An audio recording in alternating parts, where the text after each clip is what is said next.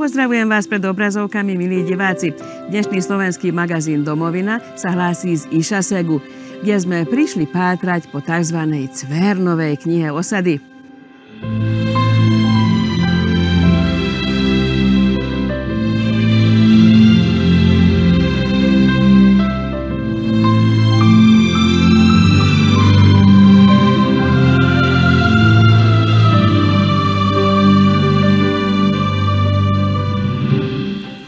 Povedal si, Domonko, že máme sa stretnúť tu na cintoríne, veď tu je celá aj slovenská minulosť Išasegu. Hej, nachádzame sa na Išasegskom cintoríne a ak vidíme, veľa slovenských prezvyk sa vyskytuje na chroboch a tu sa nachádza aj stredoveký kostol svätého Martina, ktorý mal základy v 12. 13. storočí, áno, je vidieť na múroch. Hej.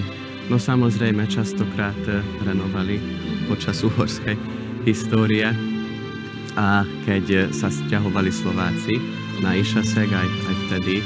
Tak asi predkovia Slovákov, ktorí prišli do Išasegu, sem chodievali na omše, na sväté omše, Slováci. Áno, sem chodievali Slováci na konci 18. storočia a v prvej polovici 19. storočia tu sa konali iba slovenské bohoslužby. Latinský jazyk bol liturgickým jazykom, ale kázanie a piesne a niektoré modlitby, litánie boli v slovenčine v tomto období. A potom v druhej polovice 19. storočia začali robiť aj maďarské bohoslužby. Tak to robili, že dvakrát boli slovenské a raz maďarská, potom zase dvakrát slovenské, raz maďarská do roku 1910.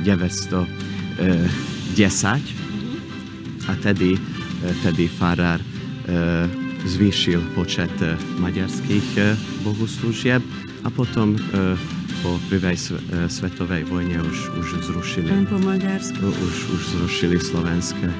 Krásny kostolík.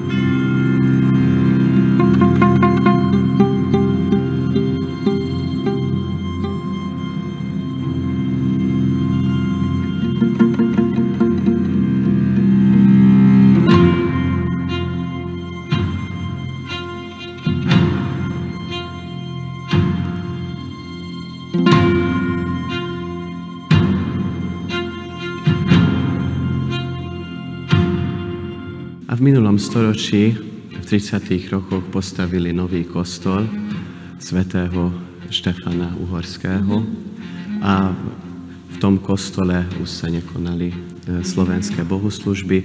Teda ešte tie múry počuli slovenské slovo, áno. A z tohto obdobia 19. storočia, kedy ešte sa rozprávali Išasegčania pri kostole po slovensky. Z tohto obdobia pochádza našou témou, naša hlavná téma, teda Cvernová kniha. Cvernová knižočka, áno. Keď som išol od mamilej, mesiačik bol vysoko, milá za mňou pozerala, či som ja už dejako. či som ja už ide ako. Mladý vedec Domonkoš Voltaire má veľmi zaujímavý príbeh, ktorý svedčí o jedinečnej pevnej vôle a vytrvalosti. Do slovenského národnostného života sa zapojil v roku 2015, keď sa vlastno pozbieranými pišpeckými ľudovými pesničkami prihlásil do celokrajinskej súťaže Zväzu Slovákov v Maďarsku Slovenské spievanky a veršovačky. Z otcovej strany pochádza z Pišpeku a až po univerzitu nechodil do slovenských škôl. Jazyk svojich predkov dostal do vienka len od svojej milej, hlboko veriacej starej mamy. V roku 2017 maturoval na gymnáziu svätého Norberta Premonského v Gödöllő, kde mladším žiakom už učil aj slovenské pesničky. Prihlásil sa na Univerzitu ELTE na odbor slovenčina dejepis. V roku 2019 už ho ako študenta nájdeme medzi bádateľmi Medzinárodného slovenského etnografického tábora v Číve. V zberateľskej činnosti mal už tedy veľkú prax, veď v Pišpeku a okolí už pozbieral od starších stovky slovenských ľudových pesničiek, modlitieb a ďalšie klenoty ľudovej slovesnosti. Stal sa známym ľudovým spevákom a vedúcim spevokolov. Medzi inými získal cenu Zlatého páva a veľkú cenu Lajoša Vaša. Na 35.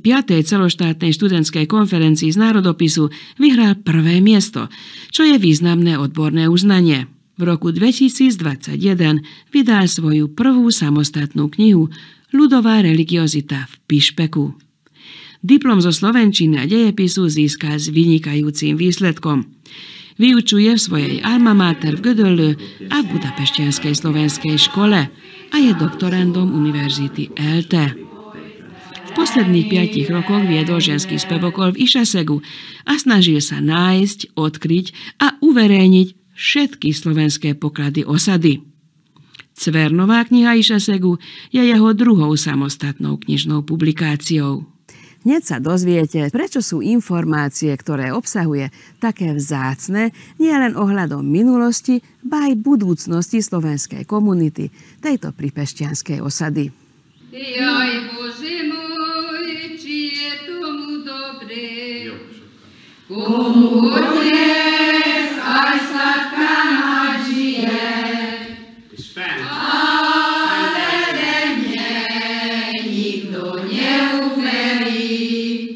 Už od 18. storočia tu žili Slováci a keď sa robili výskumy slovenských nárečí v Maďarsku v 1940 rokoch, teda s agitačnou komisiou na presídlenie sa na Slovensko, chodili aj lingvisti. A jedným z výskumných bodov bol aj Išaseg. Čiže ich slovenčina mohla byť zaujímavá pre lingvistov. A odvtedy veľmi sa o Išasegu nevie, iba o tej bitke, ktorá sa tu konala za revolúcie v 8. roku. Én az Isaszegi Falu Múzeumban 2023-ban feladatokat végeztem, nevezetesen katalogizáltam az ott lévő anyagokat.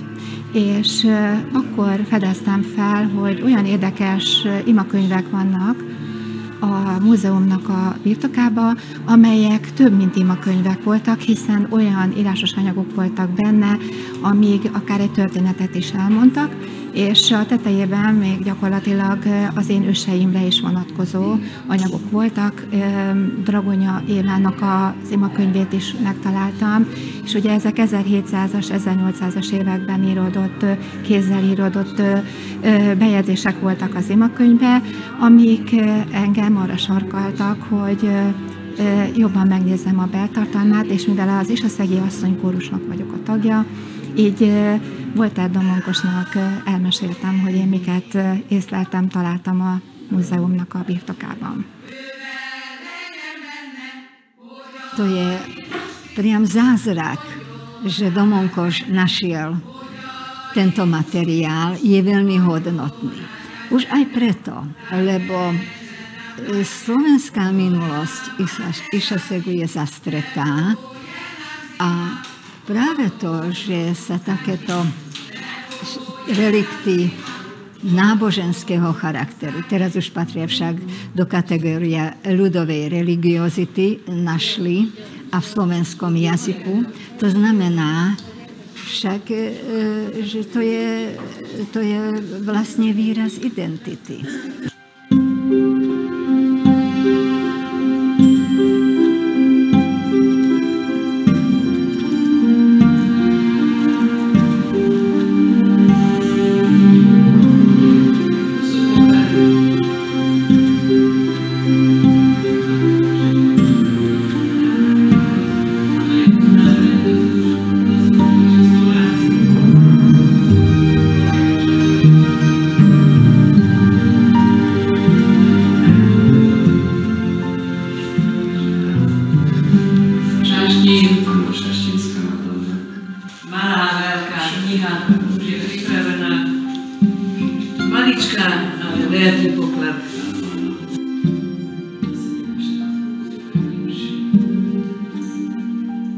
Prostredníctvom žien som sa dostal do múzea ešte pred pármi rokmi a vtedy som si našiel túto Cernovú knižočku a aj už to bol v roku 2022 a aj vtedy som videl, že to je poklad. Áno, našiel som poklad. Táto Cernová knižočka má takmer 200 rokov. Teda skladá z troch častí. Prvá časť je modlitebná kniha, ale nie celá kniha, iba niektoré strany.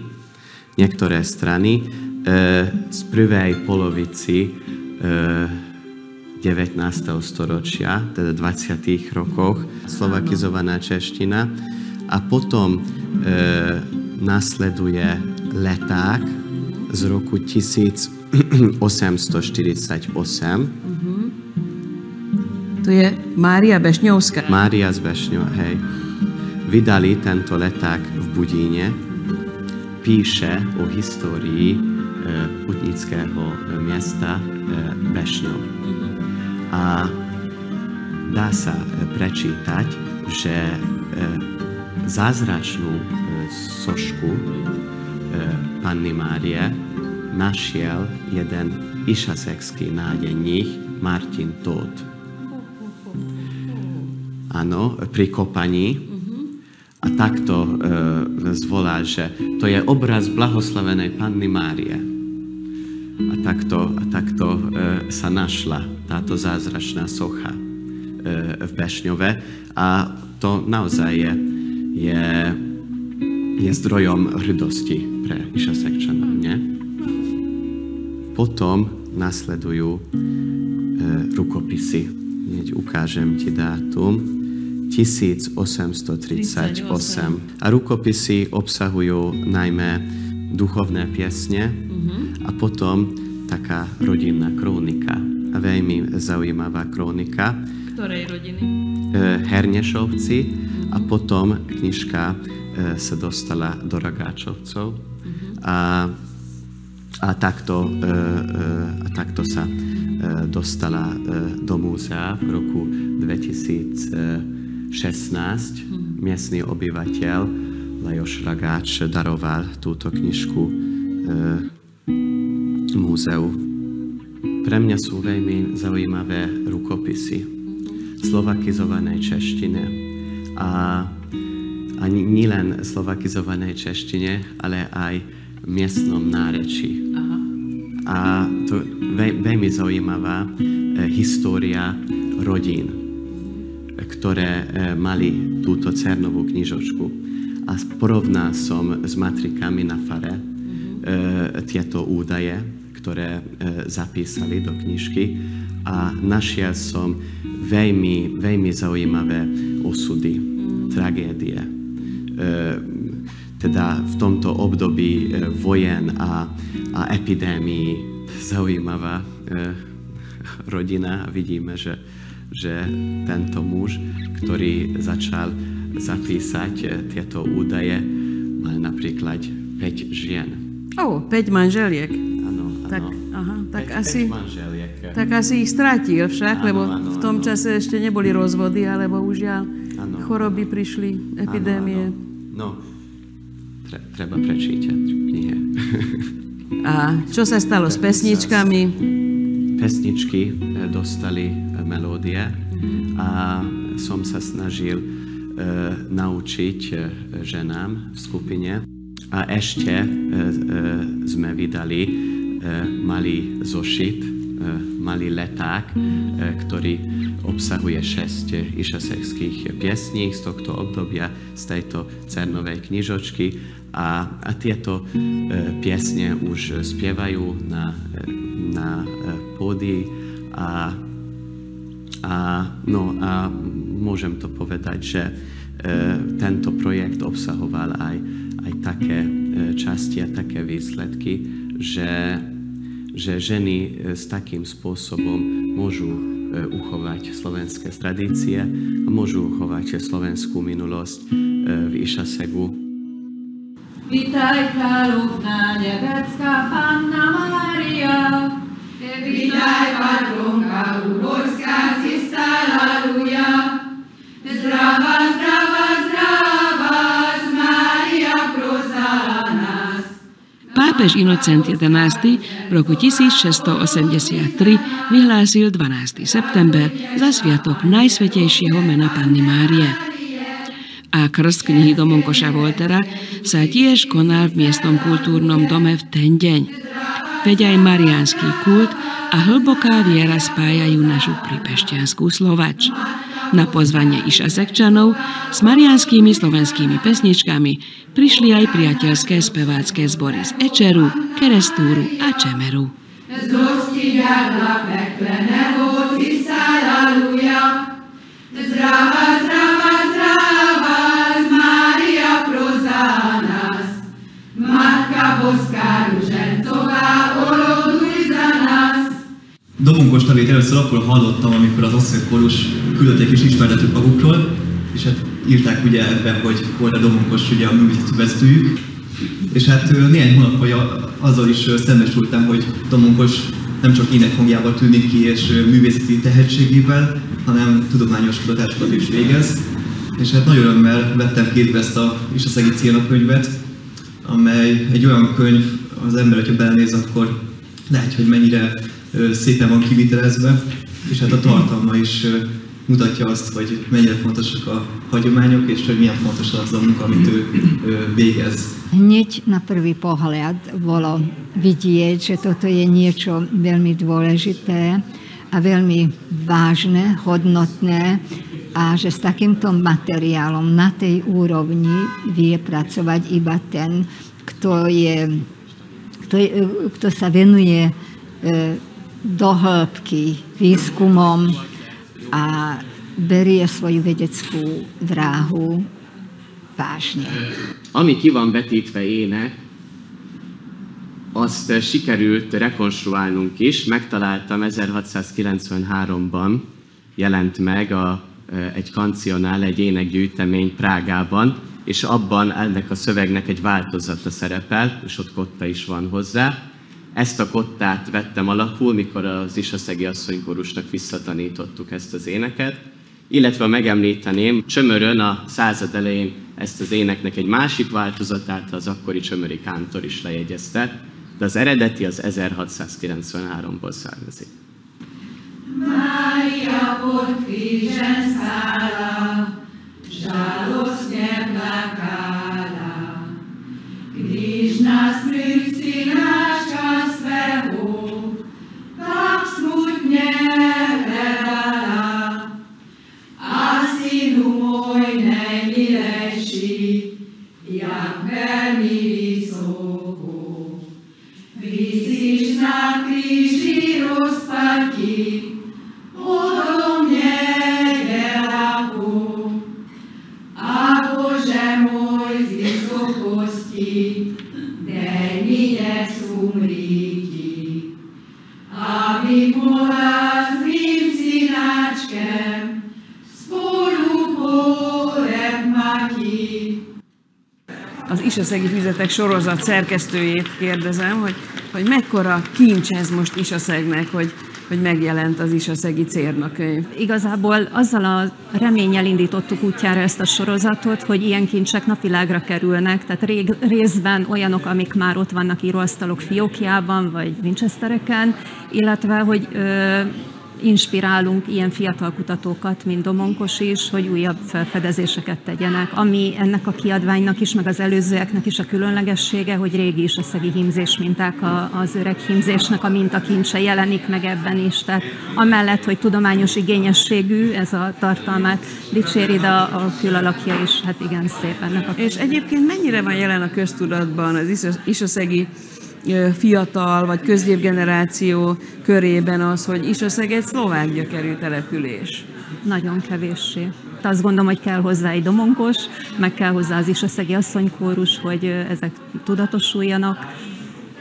És hát igen, ezt kincsnek tekintsük, ezt a fajta sokszínűséget, amit mondjuk a múltnak a kutatása jelent.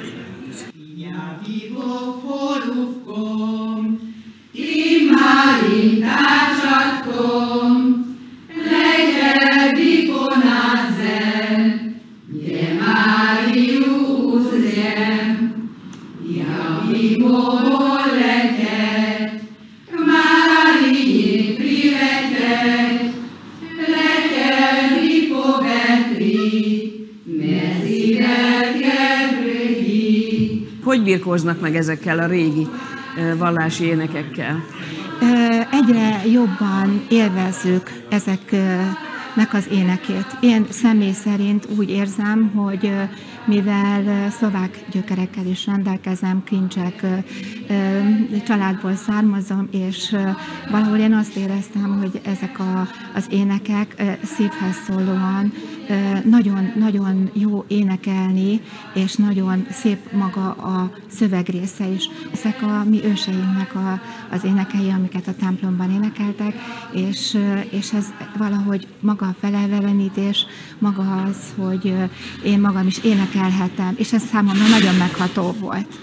Úgyhogy én szeretném ezt továbbvinni a családom többi tagjánál, és jó lenne, hogyha ez a szlovák éneklés, illetve a szlovák nyelvnek a tanulása ez a jövőbe is sikerülne továbbvinni a családon belül is. Jaj, Bože moj, či je tomu dobre, komu otec aj sladká manžije, ale mne nikto neuverí, len ten, komu otec aj manžije. Szlovák önkormányzati elnökként, ha tehetne még javaslatot a tudósoknak, hogy a jövendőben mivel kellene foglalkozni Isaszegről, mit lehetne még kutatni, akkor mi lenne a szíve vágya? A Strézs Istvánnak a oltárépítőnek a munkáit kellene. Az a következő, hogy elmegyünk, amikor az isaszegi Szent Márton templomot felújították, akkor kölcsönadták az oltárt. És tudom, hogy melyik településnek a temetőjében van, és most azon mesterkedünk, hogy azt vissza kellene hozni, meg a további templomokban megnézni a Strézs Istvánnak a oltárait. 20-valahányban halt meg ő, és tóth volt. A szlovák neveket is kellene kutatni, például ilyen volt a Brezla, vagy Mrkva, Ragács, hát ők nem magyarosították a nevüket, de rengeteg ilyen név. Isaszegen háború után 4000 lakos volt, színtiszta tót.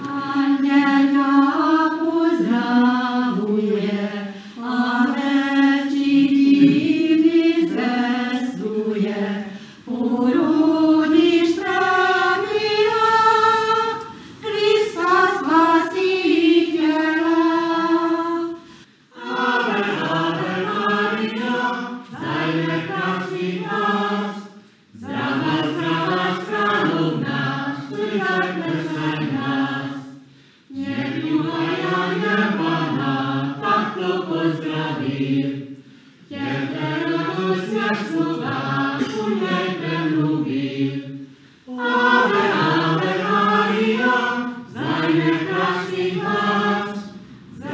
zdravá, zdravá,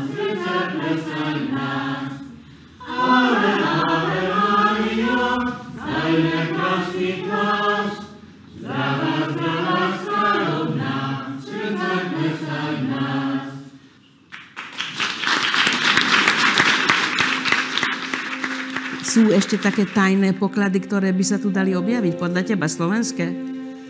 No, pani Žiláková mi povedala, že ešte niekedy v 70. rokoch jeden učiteľ z Išasegu išiel na fakulte a tam nechal piesne z Išasegu a pani Žiláková zapísala tieto piesne a keď som si dočítal do tých rukopisov Žilákovej, tak videl som veľmi archaické texty a ballady, ľudové piesne o tureckých obdobiach. Tak treba pracovať a treba skúmať.